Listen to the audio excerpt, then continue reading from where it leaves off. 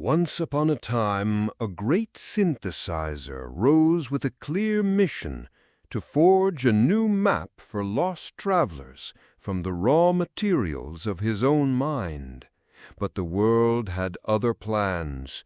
His queen beckoned him for a walk, a simple need for connection, while a sly merchant sent word of a coveted castle that would soon be lost, creating a storm of urgency.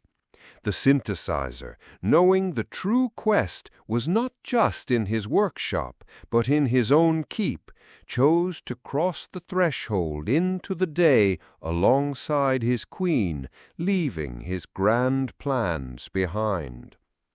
On this unexpected path, he searched for a way to calm the storm. As they spoke of the merchant's pressures, he discovered a new kind of magic, a universal truth. You must always battle the dragon, never the person holding the leash. By aiming his reason at the problem, not at his queen's heart, the storm subsided, and they stood together, stronger. He found another treasure on that walk, a grand reframing of his queen's own project, seeing it not as a small tale for children, but a grand operating manual for the entire kingdom of the family. He returned to his forge, his mind alight with these discoveries.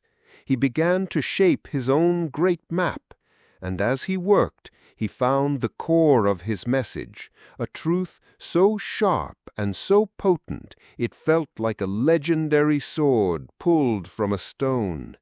He saw his audience not as blurry shapes in the distance, but with the searing clarity of a hawk, understanding their deepest, most hidden pain. But seizing such a powerful truth comes at a price. The moment he held the sword, its sheer weight, its raw power, filled him with a terrible doubt. He felt the fire of the forge turn against him, the heat becoming an inferno of anxiety, fury, and nausea. He felt like an impostor, unworthy to wield such a weapon. The forge had demanded too much. The heat had grown too great. He returned to his chambers not as a victor, but as a warrior retreating from a battle that had turned inward. He was overwhelmed, his systems in critical overload, the anguish of the fight coursing through him. A change had occurred, but not the one he had planned. The synthesizer, in his quest to build a map for others, had stumbled into the most treacherous and vital part of the territory himself.